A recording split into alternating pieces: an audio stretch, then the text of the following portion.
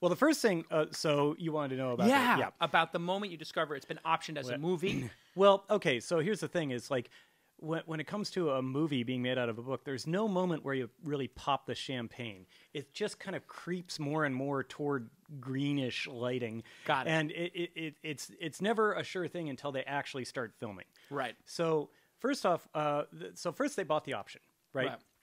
And now for... Who buys the option? Fox in this case. Oh, Fox, okay. Yeah. And when a studio buys movie options, it's not like they're buying the film rights. They're buying the exclusive ability to buy the film rights. Right. So you work out the whole contract in advance, and the contract will be for a big pile of money, but they're like, we're going to give you a small pile of money to be the only people who are allowed to buy the film rights. For the next 3 years. For the next, well, it was 18 months, right? 18 months. And then they have the option to renew. So that's a short fuse, right? Well, they had the option to auto-renew by paying me a small amount of money again. Right. And then, but after 3 years, then they'd have to renegotiate if they wanted it. Right. So they...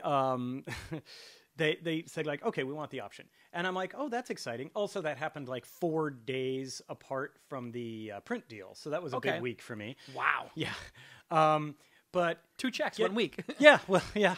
But the film option, first off, it wasn't very much. It wasn't like a huge amount of money. Right. And second off, they buy like hundreds of film options for every film they actually make. Right. So it's not like, oh, and it's going to be made in a movie. It's no, they just... the cost of the option is probably like the catering budget for a week on one of these films. Yeah, right, exactly. So they might as well be loose whatever. with the We'll options. buy that. We'll buy that.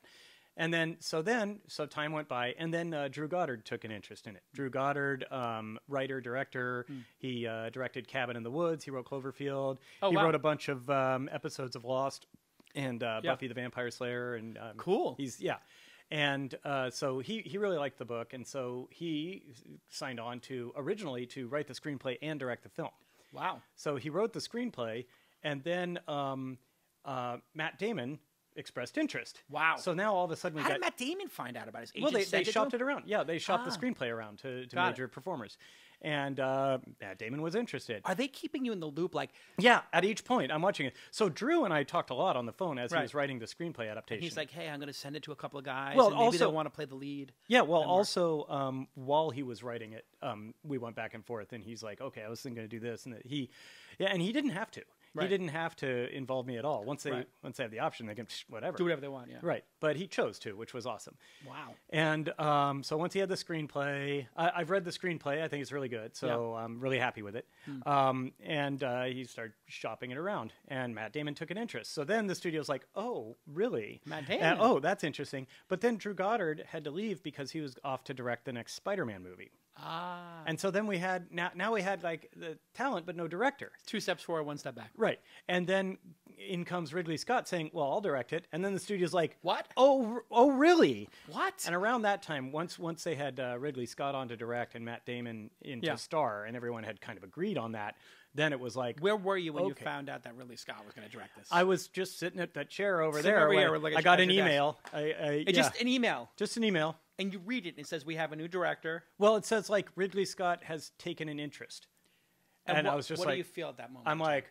oh, I hope he takes a big interest. And then later on, it's like I said, it's like you're asking, like, you want that moment where I jump up and down and cheer. Right. But it just kept just edging on. It's like Ridley Scott might be interested. It's like the tide's coming in. Yeah. And it's like, okay, Matt Damon and Ridley Scott are interested. Now we're working on if there's a time that we could film it.